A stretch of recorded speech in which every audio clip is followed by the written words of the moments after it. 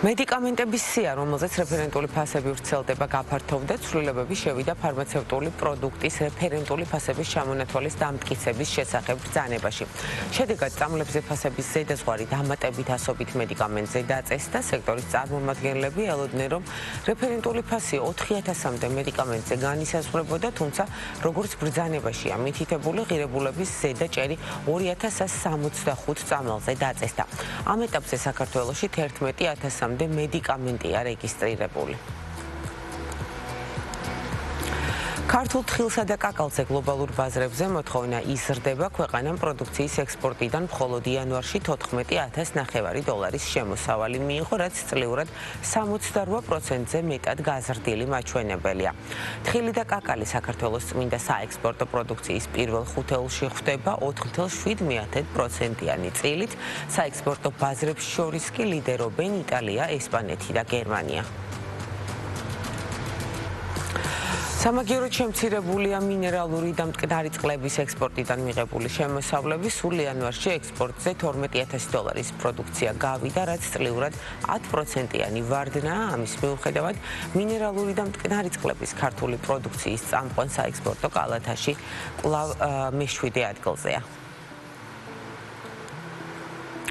სამრეწველო პროდუქციის მწარმოებელთა ფასების ინდექსი 6,9%-ით გაიზარდა. ერთ წლიან პერიოდში ინდექსის ფორმირებაზე ძირითადი გავლენა იქონია ფასების ცვლილებამ სამთო მოპოვებით, მრეწველობასა და კარიერების დამუშავებაში, სადაც ფასები 36%-ზე მეტად არის გაზრდილი. ამ ჯგუფში ყველაზე მეტად 51%-ით ფასების მატება ლითონის მადნებზე მოდის, 5%-იანი ზრდა დამამუშავებელ მრეწველობაში, სადაც ყველაზე მეტად 12%-ით კვების პროდუქტებია გაძვირებული. ელექტროენერგიის, აირის, ორთქლი და კონდენსირებული ჰაერის სეგმენტში 3%-იანი ზრდაა, მომატებულია ფასები წყალმომარაგებისა და ნარჩენების მართვისა და რეკულტივირების სექტორშიც. მშენებლობისთვის შეძენილი მასალების ფასების ინდექსი წლიურად მხოლოდ 1%-ით გაიზარდა, ყველაზე მეტად 9%-ით ელექტროსამონტაჟო, წყალგაყვანილობისა და სამონტაჟო სამუშაოების ფასებია მომატებული. 5%-ით არის გაძვირებული სამშენებლო დამამთავრებელი და მოსაპირკეთებელი სამუშაოები, 4%-ით კი შენობა ნაგებობების სამშენებლო სამუშაოები. ამის ფონზე ფასები შემცირებულია კომუნალური ობიექტების, სამოქალაქო ნაგებობებისა და საავტომობილო სარკინიგზო სამშენებლო სამუშაოებზე. ქუთაისში ტექნოლოგიური ჰაბის სარემონტო სამუშაოები აქტიურ ფაზაშია და გრაფიკის მიხედვით მიმდინარეობს. მუზეუმისთვის ინტერაქტიული ექსპონატები უკვე მოწოდებულია, მონტაჟი კი რეკონსტრუქციის დასრულების შემდეგ დაიწყება. სივრცეში შექმნიან ფაბლაბისა და 3D ბეჭდის ლაბორატორიებს, რობოტიკის, დრონებისა და ვირტუალური რეალობის მიმართულებებს.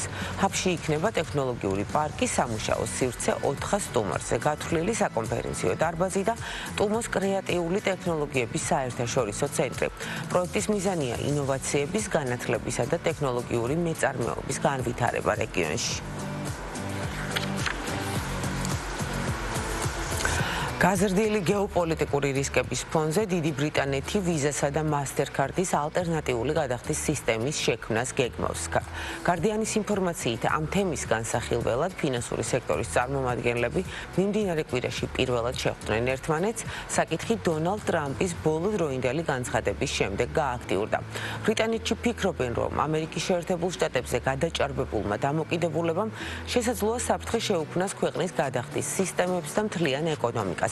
დიდი ბრიტანეთის გადახდის სისტემების მარეგულირებლის მიერ გამოქვეყნებული 2025 წლის ანგარიშის მიხედვით კი ირკვევა, რომ ქვეყანაში ბარათით ტრანზაქციების დაახლოებით 95% სწორედ ვიზასა და მასტერკარდზე მოდის. ამასთან ქვეყანაში ნაღდი ფულის გამოყენება სტაბილურად მცირდება.